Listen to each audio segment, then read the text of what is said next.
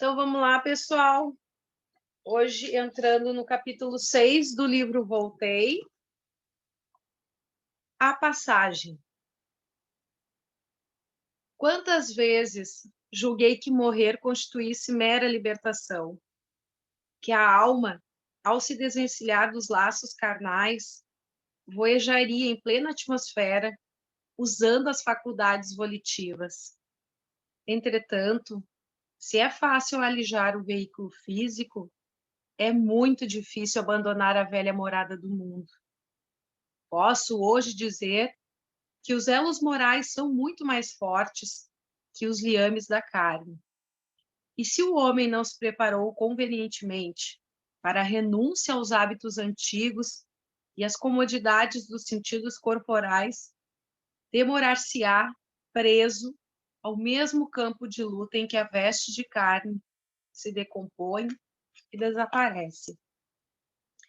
E se esse homem complicou o destino, assumindo graves compromissos à frente dos semelhantes, através de ações criminosas, debater-se-á, chorará e reclamará embalde, porque as leis que mantêm coesos os astros do céu e as células da terra lhe determinam o encarceramento nas próprias criações inferiores.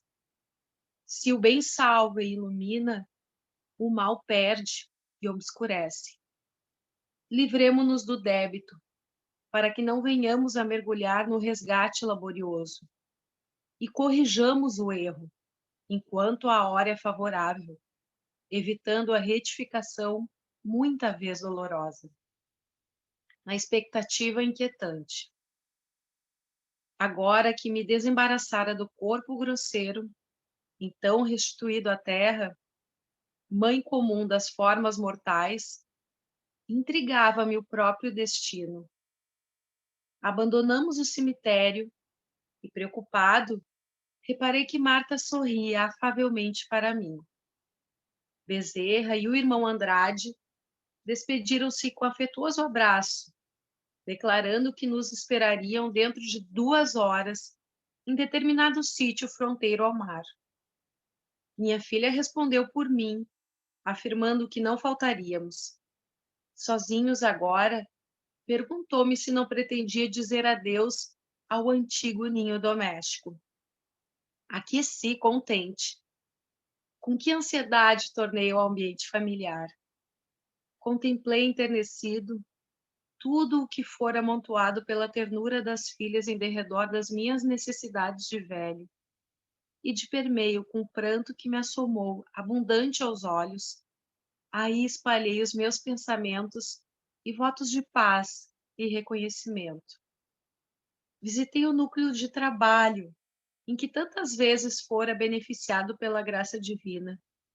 Abracei espiritualmente alguns amigos e pus-me a caminho, na direção da praia. A que destino me conduzia? Desencarnado como me achava, por que motivo não me vinha a lembrança de súbito toda a trama de reminiscências do passado? Por que razões não me recordava da anterior libertação espiritual? Onde se localizaria minha nova habitação? Na região europeia, em que eu reencarnara?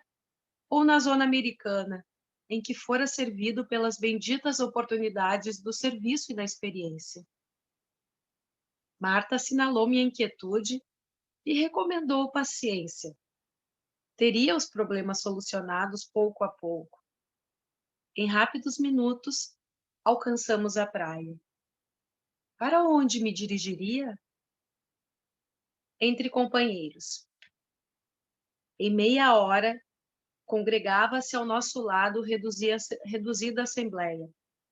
Espíritos protetores traziam outras criaturas tão necessitadas de assistência quanto eu mesmo. Esclareceu-me Marta que outros desencarnados, carecentes de amparo, se reuniam aí, esperando também a oportunidade de se ausentarem dos círculos terrenos.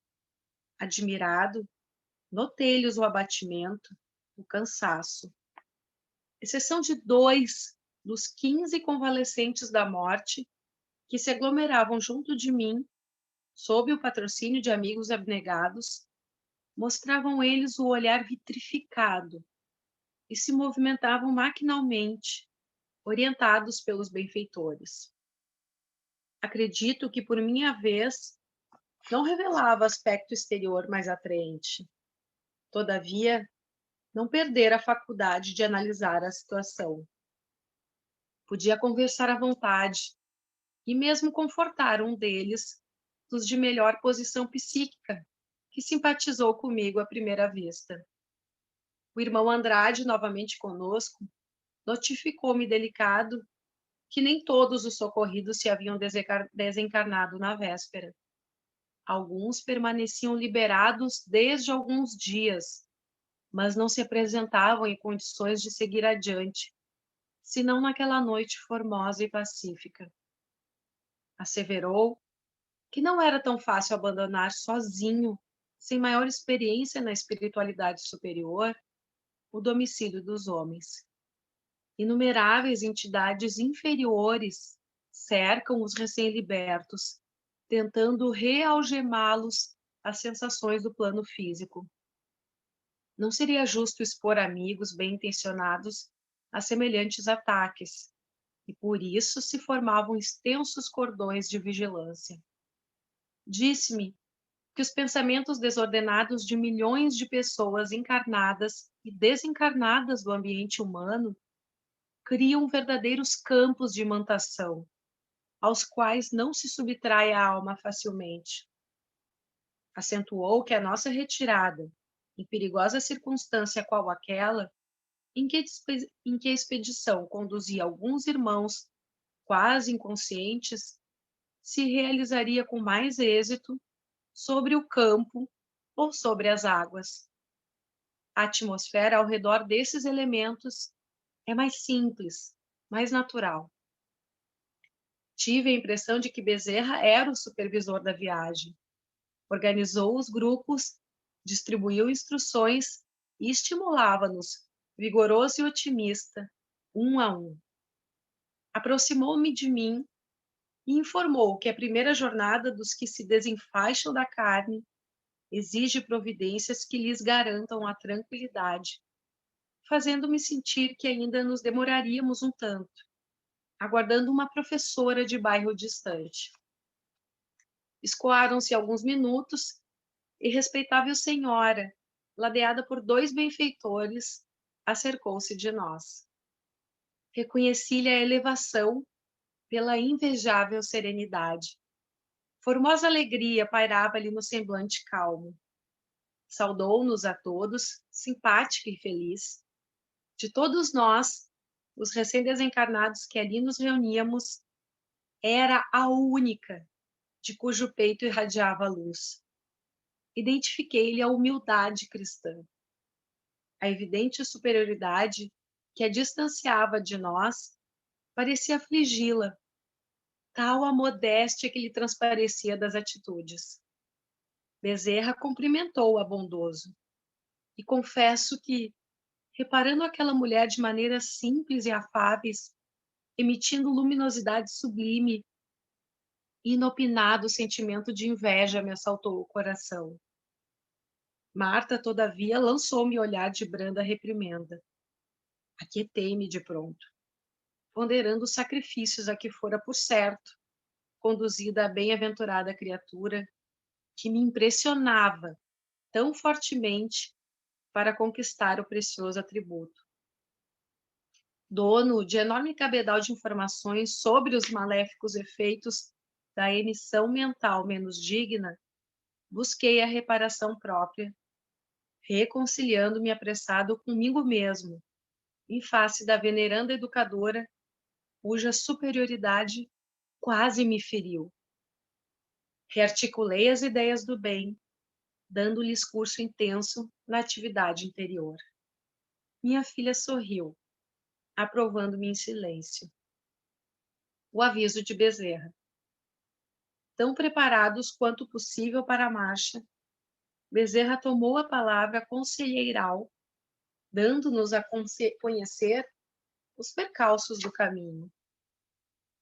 Não posso reproduzir-lhes as observações ao pé da letra, mas o grande benfeitor anunciou que nos aguardariam surpresas dolorosas na hipótese de não sabermos manter serenidade e desapego. À exceção da irmã, que a nós se reunira por último, não detínhamos o poder da irradiação luminosa, condição de garantir o êxito na defensiva contra qualquer assédio das trevas. Estávamos quase todos, os recém-libertos do corpo, desprevenidos quanto a semelhante recurso e distraídos da preparação interior, não obstante a amplitude de nossa confiança em Deus. Poderíamos, assim, cair em sintonia com as forças da ignorância, inimigas do bem. Conservávamos-nos sob a custódia de elevados benfeitores que se interessavam por nós e por nossos destinos. Todavia, se manifestáramos certo esforço no serviço da crença religiosa, fôramos mais apaixonados pela ideia elevada do que propriamente realizadores dela no mundo. Achávamos-nos agora num campo diferente de matéria, onde só os conquistadores de si mesmos, no supremo bem ao próximo, guardavam posição de realce e domínio. Enquanto no plano carnal, poderíamos gastar a sagrada força da vida, lisonjeando os prazeres da plenitude física, esquecidos de exercitar as energias internas. Aqui, porém, éramos obrigados a reajustar apressadamente o cabedal de nossos recursos íntimos, centralizando-os na sublimação da vida, em face do porvir, se não quiséssemos dilatar a permanência nos círculos inferiores, acentuando qualidades menos dignas. A jornada, pois, representava a primeira experiência importante para nós, reclamando a nossa determinação de prosseguir para o alto, com o máximo desprendimento da velha estrada de lutas que abandonávamos. De outro modo, provavelmente, seríamos colhidos por emoções negativas, inclinando-nos para o retorno. A advertência de Bezerra calou fundamente em todos nós que o ouvíamos, guardando noção daquela hora grave. Reparando que era grande o número dos que ali se mantinham, como que narcotizados, indaguei de Marta em tom discreto como se comportariam eles ante o severo aviso, informando minha filha de que diversos dos irmãos em traumatismo psíquico despertariam em breves instantes, tanto quanto lhes fosse possível, e que, no fundo, cada qual registrava a advertência a seu modo, segundo lhes permitia a capacidade de entendimento, ainda mesmo considerando a posição de semi-inconsciência em que se achavam. Pretendia formular ligeiro inquérito com respeito à irradiação luminosa a que Bezerra se referira, mas Marta me pediu bondosa deixasse as perguntas para depois. A partida. Em breves minutos, encontrávamos-nos prontos. O irmão Andrade e Marta sustentavam-me com os braços lado a lado. Outros grupos se formaram. Os recém-desencarnados, como me ocorria, mostravam-se amparados, um a um, por amigos espirituais, acreditando eu que estes constituíam 2/3 de nossa expedição. A capacidade de volitar está intimamente associada à força mental, porque após sentir a oração do supervisor, começamos a flutuar acima do solo, guardando comigo a nítida impressão de que o vigoroso pensamento de Bezerra nos comandava. O poder da individualidade evoluída e aperfeiçoada nos cometimentos espirituais deve assemelhar-se de alguma sorte ao do dínamo gerador em eletricidade, porque assinalava em mim, de modo inequívoco, o impulso determinante do orientador que ia à frente. Não seguíamos em cordão contínuo, mas em grupos de 2, 3 e 4, unidos uns aos outros. apesar do abatimento, não quis perder o novo espetáculo. Em breves minutos, tínhamos as águas sob os pés, elevando-nos vagarosamente, à maneira de peixes humanos no mar aéreo. Observação estranha. Julguei que pudesse continuar vendo edifícios e arvoredo, rios e oceano, embora o véu noturno, como se contemplasse o solo planetário da janela de um avião comum. Todavia, a sombra embaixo se fazia assustadoramente mais espessa. Indaguei do irmão Andrade sobre a origem do fenômeno, afirmando-me ele que a esfera carnal permanece cercada por vasta condensação das energias inferiores diariamente libertadas pela maioria das inteligências encarnadas, assim como a aranha vive enredada na própria teia, e que de mais alto, com a visão de que já dispunha, poderia haver um material escuro a rodear a moradia dos homens. Quando perguntei se aconteceria o mesmo, caso partíssemos durante o dia, informou: não, qual acontece entre os homens, animais e árvores, há também um movimento de respiração para o mundo. Durante o dia, o hemisfério iluminado absorve as energias positivas e fecundantes do Sol, que bombardeia pacificamente as criações da natureza e do homem, afeiçoando-as ao abençoado trabalho evolutivo.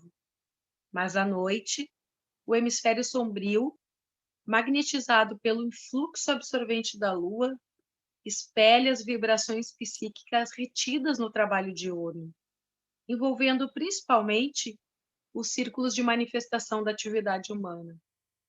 O quadro de emissão dessa substância é, portanto, diferente sobre a cidade, sobre o campo ou sobre o mar.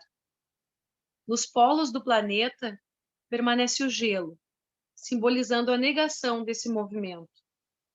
Mais tarde, observará você que as mesmas leis que controlam o fluxo e o refluxo do oceano influenciam igualmente o psiquismo das criaturas. Recordei as páginas de André Luiz, narrando a vida além-túmulo, e tentei alongar a curiosidade sadia que chegava a vencer as minhas impressões de abatimento. Mas o delicado amigo aconselhou-me silêncio e oração, à face da expectativa inquietante naquela hora difícil de nosso retorno à vida espiritual. Final de capítulo.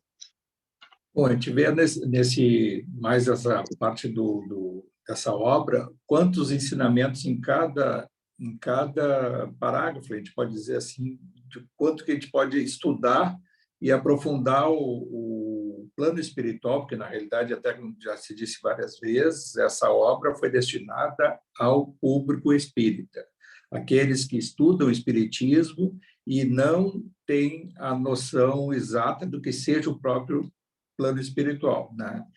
E o grande objetivo dessa obra, né, porque ele até já pensava nessa situação quando era encarnado, e depois ele, como empresário, desencarnado, espírita, convertido há muitos anos, servindo, praticando a caridade, teoricamente até procurando ser uma pessoa boa, né? E ele chega no plano espiritual, é acolhido pelo Bezerra, pelo seu amigo espiritual, o Andrade, e a sua filha, a Marta.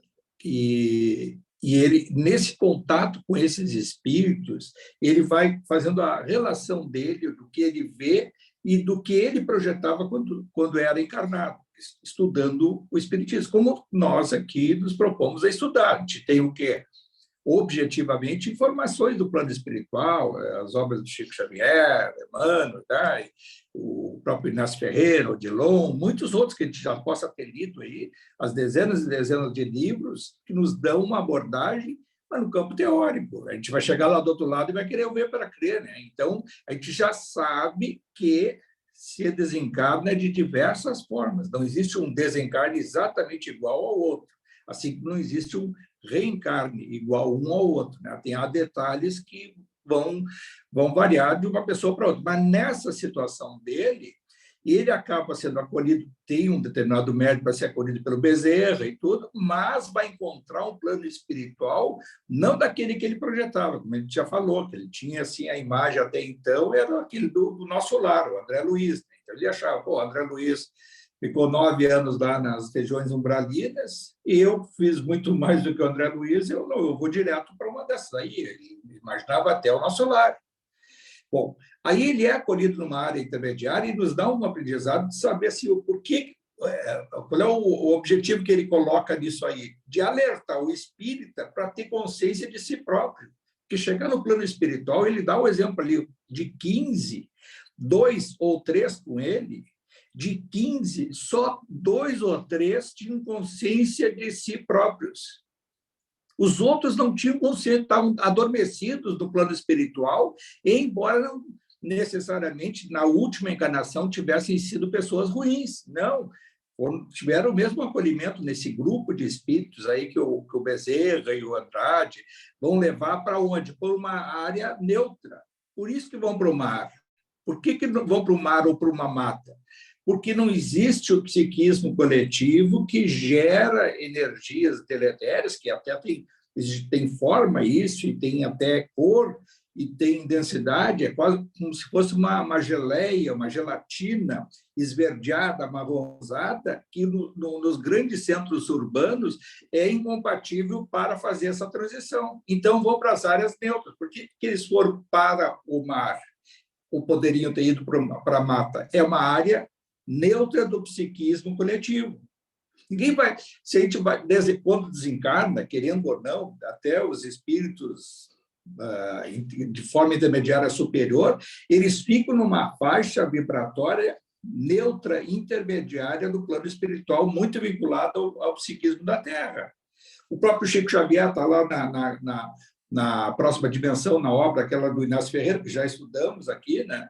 Lá dá a descrição que ele ficou 24 horas, praticamente 24 horas, naquele psiquismo de Uberaba ali, e aí que há aquele depois, o desenlace dele, que vai durar um velório de 24 horas, praticamente, e aí que ele ascende espiritualmente, e aí que não, poucos entenderam aquele mérito que ele tinha de ser ali acolhido diretamente por Jesus. Né? Mas ficou durante 24 horas na área psíquica onde ele morava, naquela região ali, assistindo, não assistindo, tendo noção de si, claro, muito mais consciência, mas Chico Xavier era Chico Xavier, não é o Chico Xavier, o espírito que ele, milenar, que ele tem um histórico de elevação moral bem superior à grande média da população, da civilização humana contemporânea, né? Nem vamos nos comparar.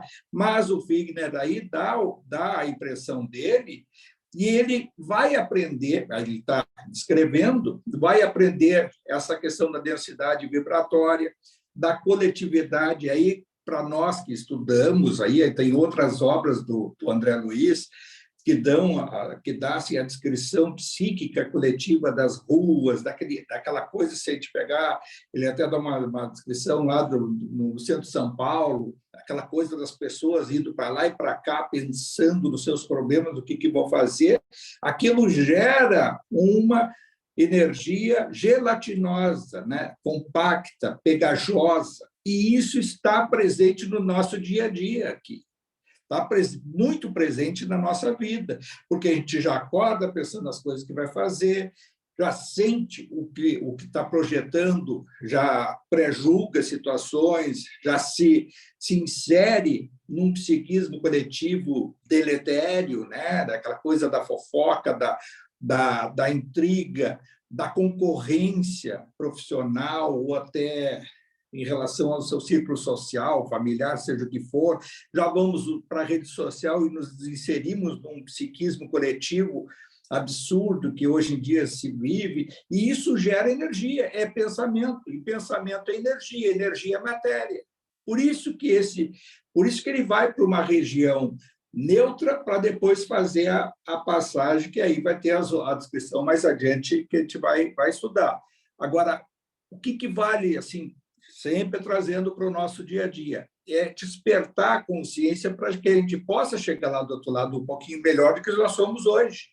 E ter a certeza de que essas coisas que ele conta servem para cada um de nós. Serve, exatamente, porque a gente vai chegar do outro lado com menos dúvidas do que ele teve, e isso sendo tudo que ele foi, né? Um homem que desencarnou com 80 anos, um empresário de sucesso, multimilionário, e que chegou do outro lado desprendido dos seus bens, desprendidos dos seus problemas que o vinculavam aos afetos sob o ponto de vista material. Isso a gente tem muito, de querer proteger a sua família, sobre aquele, o de ter para manter a sua prole, a sua família, com condições materiais. Pensamos também em nós.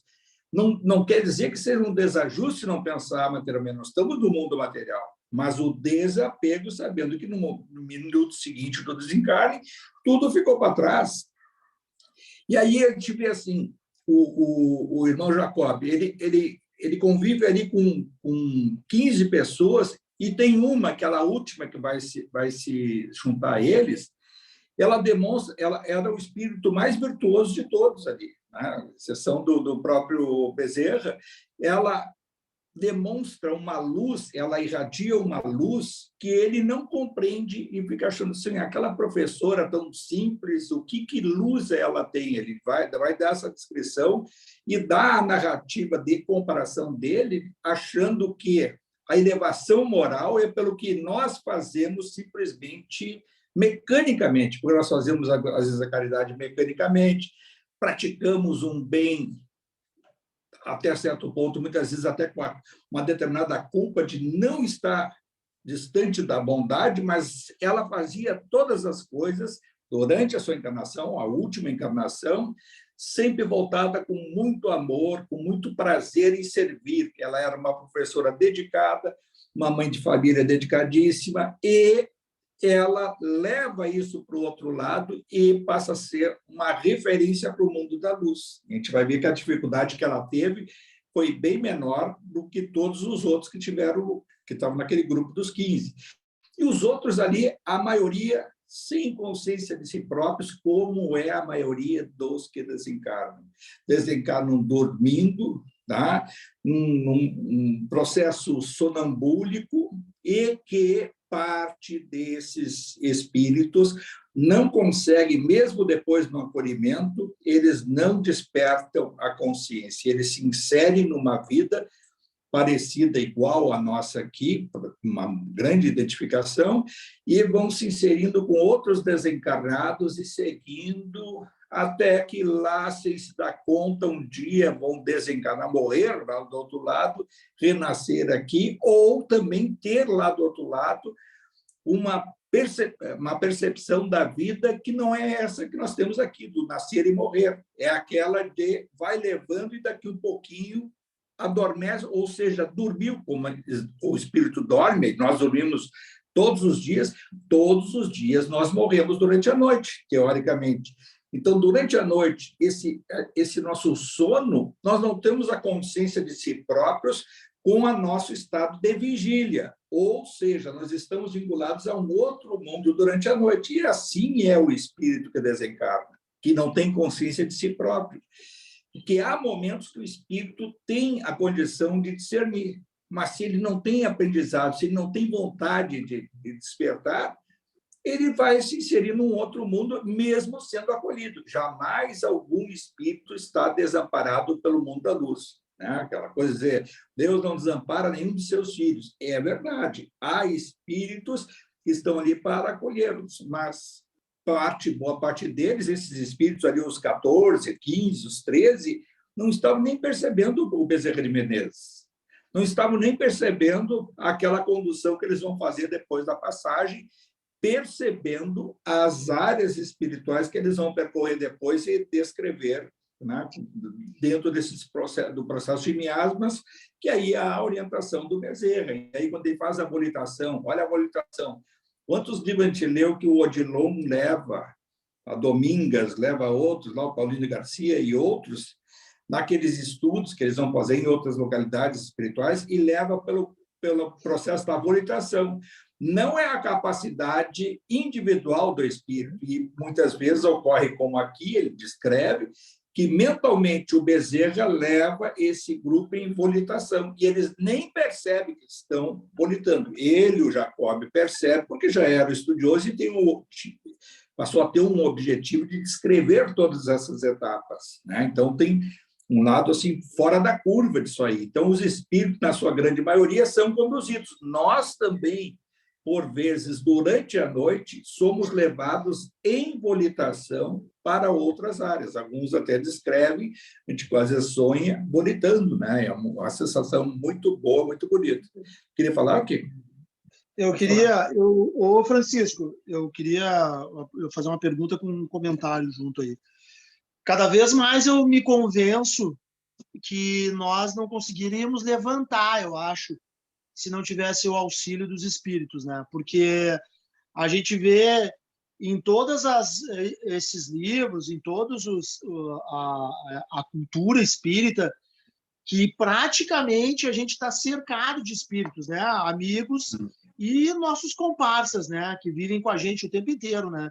E na realidade, a impressão que eu tenho, assim, que nós não conseguimos sustentar a nossa vida, assim, encarnada, e depois, quando a gente desencarna, se nós não temos essa assistência, assim, ela praticamente integral, a gente passa muito tempo vagando, assim, na nossa consciência, né? Parece que se a gente não treinar muito aqui, vou resumir, parece que se a gente não treinar muito, né, com estudo, com oração, com pensamento, com as atitudes, com o silêncio, mesmo a gente tendo um conhecimento, a gente ainda vai penar um pouco na passagem, não é mais ou menos assim? Sim, o conhecimento teórico, sim, é esse que ele tinha. O irmão Jacob tinha muito conhecimento teórico, né? Um homem relativamente inteligente, tinha a cultura, porque leu os livros todos daquela época, ele leu todos do André Luiz até então, que claro que tem obras que foram depois que ele se encarnou. Então, a codificação lá do Pentateuco, os livros lá todos do Leon Denis, Bozano e outros lá, ele já tinha lido todo e estudado todo e dava palestra. Então, ele tinha o conhecimento teórico. E ele vai perceber e vai escrever mais ainda depois dos outros momentos, que o mais importante é o padrão vibratório, o padrão moral. E esse não adianta, não é o dizer Jesus, dizer o Evangelho, é viver o Evangelho de Jesus. Está cheio de gente, muitas religiões pentecostais que falam, exaltam Jesus, é preciso botar no para-choque do caminhão, no outdoor, Jesus te ama, Deus é fiel, e não sei mais o que e tal, e são muitas vezes pregadores que fazem uma outra coisa nos seus bastidores e se utilizam das ferramentas do Evangelho para ludibriar terceiros e serem instrumento lá do plano espiritual inferior que tanto a gente, às vezes, né, estuda e conhece e sabe como é que age. E muitas vezes é sutil, e existe isso não só nos evangélicos, lá nos pentecostais e muitas outras religiões, como também na doutrina espírita. Por isso que a gente tem que vigiar muito. Agora, ele vai dar, fica nas entrelinhas, o Bezerra dá para ele a recomendação para o grupo, esse todo, e a gente vê assim que eles se utilizam muito das energias da natureza. Falei do mato, pode ser do mato, e falam também do próprio sol. O sol, por exemplo, que a gente diz assim, todo mundo que eu acho que eu sempre preguei para mim que eu preciso do sol, se eu ficar 3 dias sem sol, começa a dar uma determinada irritação, né? Mas que a bateria tem que se carregar.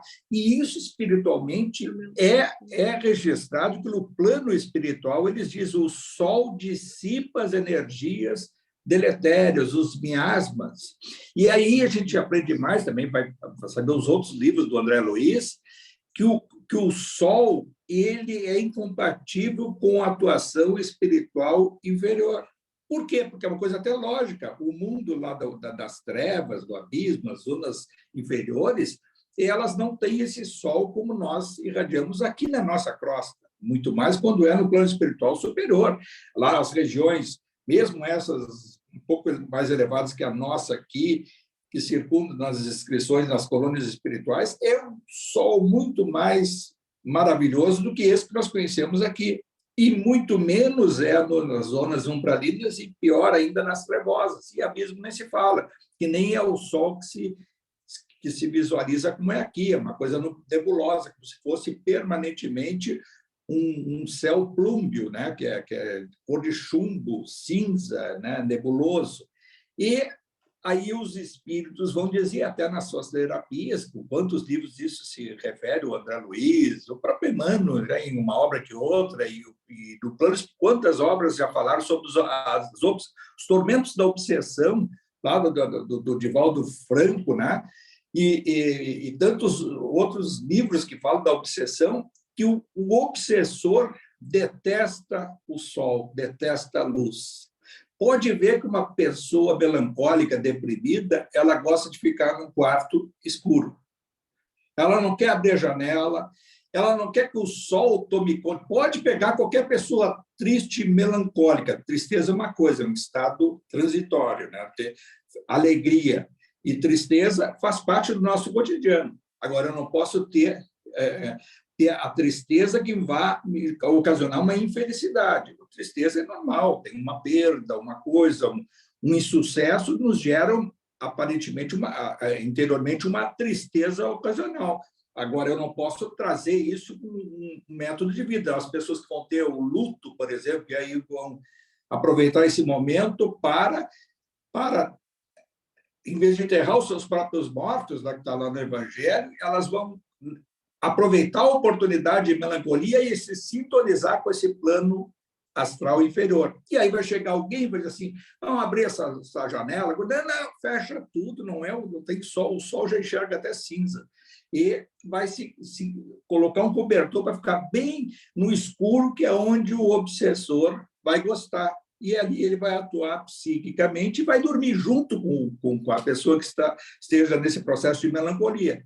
Poderá gerar o quê? Pelo seu pensamento, que ele vai ser incutido a pensar em determinadas coisas dentro da sua tristeza, e poderá ocasionar uma obsessão simples ou até cavocar um passadinho para despertar uma obsessão complexa, ou seja, uma atitude equivocada de passada em sintonia com o presente e que vai gerar um plano arquitetado pelo mundo inferior para que a pessoa possa sair daquela ali por uma outra porta que vai levar mais lá para baixo. Pode ser o suicídio, pode ser um plano, né, de vingança contra alguém, ou uma mente que vai fazer o seguinte, a pessoa está em estado de tristeza, aí começa a pensar, sabe de uma coisa, eu vou mudar de vida.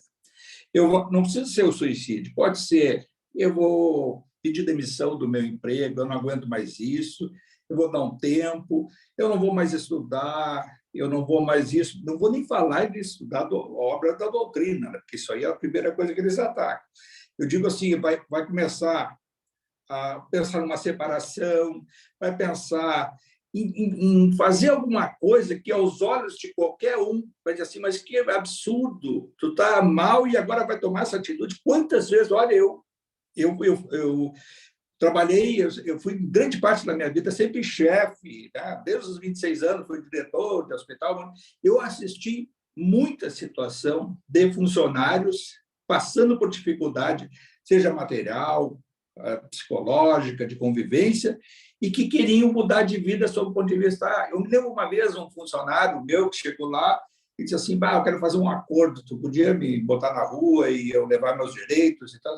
Mas tu tá louco, tu ganha bem, tu tá... Não, eu tô... Aí ele tinha entrado numa dessas coisas de agiota, e devia e tal, e eu disse, cara, eu vou te ajudar não te ajudando. E ele ficou rindo para mim, o que é isso? Eu não vou fazer isso e tu vai pedir para esse teu agiota, pede, como era, claro, paralelo a isso, sou advogado, e aí eu pedi, pede para o teu agiota me ligar, eu vou conversar com ele e vou ver. Aí, claro, depois até foi uma conversa que acabou saindo numa boa disso aí. E ele ficou assim, até hoje, né? Se lembra dessa coisa, passaram-se aí quase 20 anos, E é uma pessoa que, naquele momento, para manter os seus princípios morais, de não deixar dívida e tal, iria pedir para ser demitido, para pagar umas dívidas que não iam gerar, né, fruto, que ele ia acabar se atolando depois, porque essa coisa de especulação com juros de devedores é uma bola de neve que ninguém sai, é um atoleiro, e tem que estancar isso de algum jeito ou de outro, né? Renegociar e fazer o outro lado ver a verdade, porque eles vivem dessa exploração, uma coisa até ilegal, e as pessoas acabam numa derrocada. E ele foi um dos que conseguiu depois sair dessa e tal, e daquela época eu fico imaginando o que seria um desempregado que ia honrar um compromisso logo ali, e lá adiante ia ser o quê? Não ia conseguir mais emprego, porque lá depois era só concurso também, e era outra situação. Eu vejo assim tantos casos que a pessoa está num atoleiro e que vai, muitas vezes, até em centro espírita. Quantas vezes a gente, quando se fazia lá, me lembro na casa, tanto nessa como na outra, o aconselhamento, aquela conversa fraterna que deve existir nos centros. Eu não sei como é que está lá agora com a pandemia, se continuam fazendo ou não, de ter aquele momento, vai lá, alguém que possa ter uma organização, né, do pensamento, não é o aconselhamento para como decidir, mas fazer a pessoa, às vezes, se dar conta do que ela está passando por um problema difícil e que tem saída, tudo passa, né? E pessoas mais experientes dentro de um centro espírita, como acontece em algumas das religiões, o católico vai se aconselhar com o padre, o outro com o pastor, o outro com o pregador, seja quem for, que seja um aconselhamento sincero, não para querer mudar a vida da pessoa, e sim para dar a chance para que essa pessoa possa pensar, e naquele momento, muito mais do que isso, por ser um santo espírita ali dentro, com proteção espiritual, com os mentores orientando, dando a condição para que a pessoa realmente possa sair do atoleiro. Melhor do que uma sessão de desobsessão é uma de aconselhamento para que a pessoa se toque a mudar de vida. Quando muda de vida, está mudando de pensamento, os espíritos possíveis intrusos, eles perdem a capacidade de manipulação direta desse espírito encarnado. E aí é que se enfraquecem esses laços deletérios, porque tudo é guiado pelo laço fluídico diretamente ao psiquismo de cada um, que é a fonte do pensamento. O pensamento é que é a força motriz do espírito. O espírito é a força pensante. Tanto é que se diz assim, onde é que está localizado o espírito no nosso corpo físico e corpo espiritual? No cérebro. É ali. E ele não tem forma, ele é uma luz. E essa luz, ela tem uma individualidade que é eterna. É ela que se conecta via pensamento, pelo poder da vontade interior dessa luz, o livre-arbítrio, que se conecta à interferência de outros espíritos. E se isso acontece, nós temos a consciência de que é assim que se dá, a força da oração, ela é libertadora. Que se a luz tem a capacidade de pedir ao perfeito, a energia perfeita que é Deus, que está presente em todos os lugares, os intermediários dessa luz vão atuar a nosso favor. E quando nós nos vai impor interiormente a uma mudança de atitude, é respeitado no plano espiritual, mesmo lá de baixo. Os espíritos inferiores, eles respeitam muito, eles têm que respeitar, que faz parte da lei, né, de causa e efeito, respeito à vontade do espírito. O que eles apostam é a decisão nossa de ser fraca, de a gente voltar atrás e não seguir esse caminho. Por que os espíritos inferiores não atuam com aquele que esteja com uma vibração elevada, sintonizada, harmonizada? Por quê? Porque eles não conseguem atuar psiquicamente na nossa luz, no nosso espírito. Enfraquece a força do pensamento deles em relação a nós. Agora, se a gente baixar a vibração, entramos na sintonia vibratória, como se fosse o rádio, a frequência. E isso se dá no nosso cotidiano, em algumas horas no dia, momentos, ou até no nosso presente. nós nos sintonizamos com essa faixa inferior.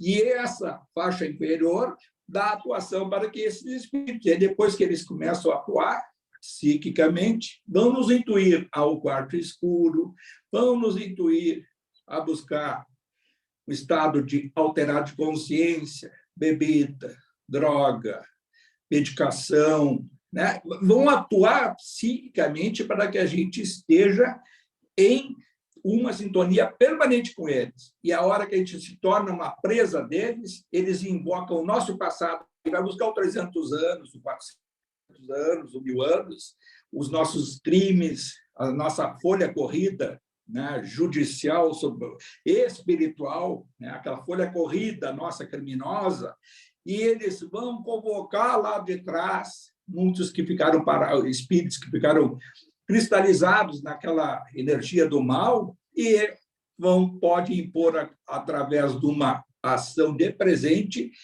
de queda momentânea, a uma sintonia com o nosso passado. Essa é uma das razões também que não se deve, muitas vezes, sem muito conhecimento de causa, abrir o passado da pessoa, do espírito, de quem esteja ali submetido a uma consulta ou até numa terapia de vidas passadas. Tem gente que faz isso sem preparação espiritual, lá num consultório, invoca o passado, abre uma rede de passado e se sintoniza com aquele presente, e há espíritos que estavam adormecidos, esqueceram da gente 400, 500 anos. Esqueceram. E nós mandamos energia para aquele passado, abre todo o leque, e muitas vezes quer tratar uma coisa, acaba abrindo, despertando a consciência de espíritos que há centenas de anos atrás estavam ali. Ah, que bom que eu te encontrei. Agora, aí relatam depois, nos dias seguintes, semanas seguintes, olha, mexi com aquilo lá, minha vida está um horror, eu sonho com isso, sonho com aquilo. Aí não entende, muitas vezes, o tipo do sonho e a perseguição que ocorre durante a noite, do desdobramento, né? Através da emancipação da alma, que é o sonho. Né? Na realidade, o sonho é a lembrança do desdobramento da alma, da emancipação da alma. Né? O capítulo 8º lá do Livro dos Espíritos, a emancipação da alma, que se dá pelo desdobramento e pelo sono se dá todos os dias isso, e nós somos atraídos psiquicamente a essas áreas. Diz o André Luiz que 75% das pessoas, durante a noite, vão para as áreas intermediárias inferiores. Por quê? Porque durante o dia, 75% das pessoas têm um processo psíquico de produção de energias deletérias, e isso alimenta facilmente a interferência de espíritos inferiores. Essa é a nossa vida, não é a vida dos outros. E essa nossa vida nós podemos mudar, diz aí, não só nessa obra, em muitas outras que se estuda, que se a gente fizer essa higiene mental regularmente, né, de procurar durante o dia não ter tanta incomodação, não gerar muita raiva persistente, que raiva é um sentimento que nós temos, faz parte da nossa imperfeição, sentir contrariado com alguma coisa. Agora, não dá vazão àquela raiva e já projetar e entrar na sintonia de querer produzir energias deletérias. Nós vamos levar durante a noite para o nosso corpo espiritual. E o corpo espiritual, ao se desdobrar, ao se afrouxar do corpo físico, vai ter a tendência de cair. Isso é física, né? O corpo espiritual mais pesado vai cair, vai ser atraído facilmente. Agora, se durante a noite, antes de dormir, fazer aquele exame de consciência, está lá na 919, Livro dos Espíritos, o Santo Agostinho que dizia, quando eu era encarnado e tal, se aprover a Deus e me chamar hoje, estarei eu preparado ou não para esse momento? Olha o momento do desencarne, está aí do Jacó. Ele fazia o exame de consciência, o Santo Agostinho dizia assim, durante cada noite, pensar o que eu fiz, o que mais me atrapalhou hoje. Nós não fazemos isso. Muitas vezes não chega a esse ponto, porque quando a gente vai já adormecer, já está cansado, ou já está... Quando não se dá aquele tempo, e não precisa ser só durante a noite. Em alguns momentos, alguns até ensinam, pode ser no banho, com a água, né? Que é outro fluido que renova as energias, que nos sintoniza, nos limpa o psiquismo, de pensar nesse momento, fazer sempre, o que eu fiz com aquele? Eu disse coisas que eu não deveria dizer para fulano. Não vai lá agora vai pegar o telefone ou vai lá. Já a primeira coisa de higiene mental, não queria ter dito isso. Pedir desculpa para si próprio. Dizer fui imperfeito, fui muito rude com fulano, disse o que não deveria. Já começa a preparar esse auto-perdão e que facilmente vai conseguir perdoar quando você encontrar alguma coisa. Não precisa ser aquela coisa de culpa permanente. Então hoje eu vou pegar todo mundo que eu disse isso, aquilo. Não olhou bem para uma pessoa, não isso, não desejou um mal para alguém, mesmo que inconsciente, baseado numa informação de terceiros, que muitas vezes entre aspas, através do mensageiro da fofoca. E assim a intriga ela vai se somando a esse psiquismo e que se ocorrer em um momento para outro, a gente está descendo a escada, na esquina, alguma coisa, houver um infarto fulminante, ter essa chance desse conhecimento teórico, mas conseguir, pelo seu mérito, facilmente se dar conta do outro lado para onde vai e como é o caminho que todos vão passar por isso. Todos. Pode não ter consciência de si próprio. E ali, entre 17, 15, 2 ou 3 só tinham consciência de que estavam lá do outro lado. Uma irradiava a luz, os outros todos em processo de torpor, de adormecimento, né? De ter que dormir para não entrar em consciência de si próprio, porque senão se atormentar. Agora, ter consciência e se atormentar, e é normal, pela nossa imperfeição, e saber sair desse atoleiro, saber sair dessa dizendo o seguinte, bom, errei, eu tenho consciência dos meus erros. E aí, pede ajuda ao plano superior, e esse plano superior vai estar presente como está objetivamente, mas a gente vai enxergar, perceber, psiquicamente ajuda em nome da luz. Isso a gente tem que pensar nessas coisas e aproveitar esses estudos sempre em pensar, que às vezes a gente diz coisas e não se dá conta de que não estava fazendo. A gente não faz, quem sabe lá, exame de consciência, ora pouco, orar não são frases decoradas, são frases que nos levam à reflexão, e essa reflexão tem que ser permanente. E acho que é isso que a gente tem que... Alguém quer dizer mais alguma coisa ou vamos encerrar? Eu tenho uma pergunta, Francisco. Ali, quando fala bastante do Bezerra, né, daquele poder da mente dele, né, como um dínamo gerador. Claro, tem toda a vibração do Bezerra, mas esse acesso a toda essa potência da nossa mente, isso só em outras esferas, provavelmente em escolas, em estudos, tem também técnicas para isso. Porque muitas vezes, por exemplo, faz meditação, tu tem consciência, mas ainda assim a nossa mente é assaltada por ideias negativas, né? E muitas vezes persistentes. Esse domínio da mente não é dessa dimensão que a gente habita. Eu me lembro agora, me fez lembrar, toda essa área intermediária, que a gente vê assim, do exemplo do Chico Xavier, vamos pegar aí outros, o espírito do Ayrton Senna, por exemplo. Eu me lembro da descrição que ele dá numa carta, e que ele passou exatamente, muito parecido com essa situação.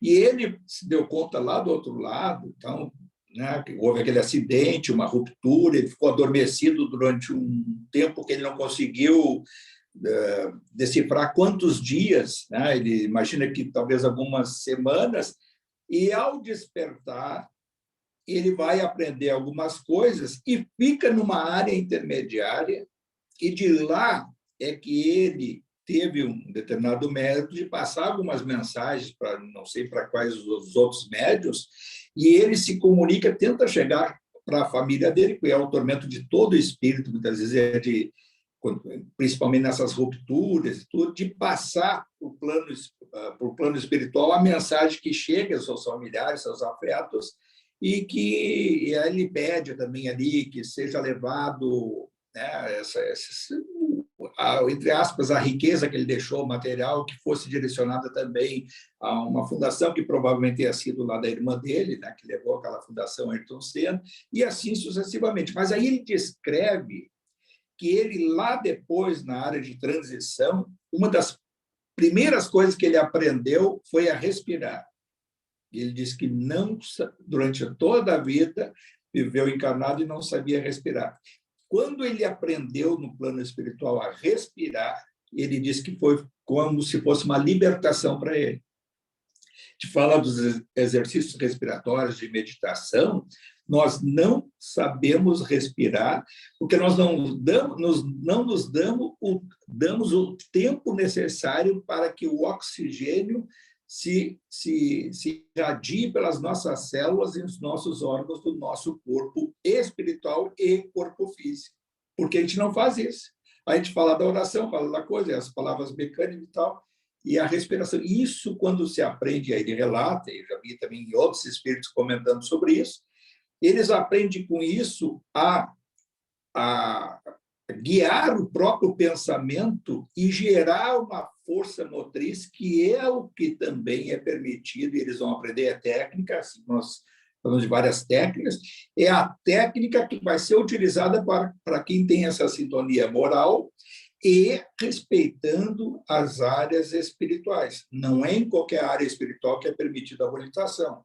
Por quê? Porque há pessoas que não, espíritos que não sabem, pessoas, né, que não sabem, e aí causariam um choque. Lá mesmo, lá no Hospital dos Médios, lá do Inácio, ele diz lá abertamente, não, volitação aqui não é permitida, é respeitado isso. Quem é que tem a capacidade? Ele já tem, o Inácio, tem o Odilon muito mais, né, porque é o espírito mais assim, evoluído daquele grupo lá. Outros aprenderam, mas respeito à localidade, para não causar, entre aspas, um sentimento até de inferioridade de outros espíritos, que tem que ter a capacidade mental de efetuar a volitação.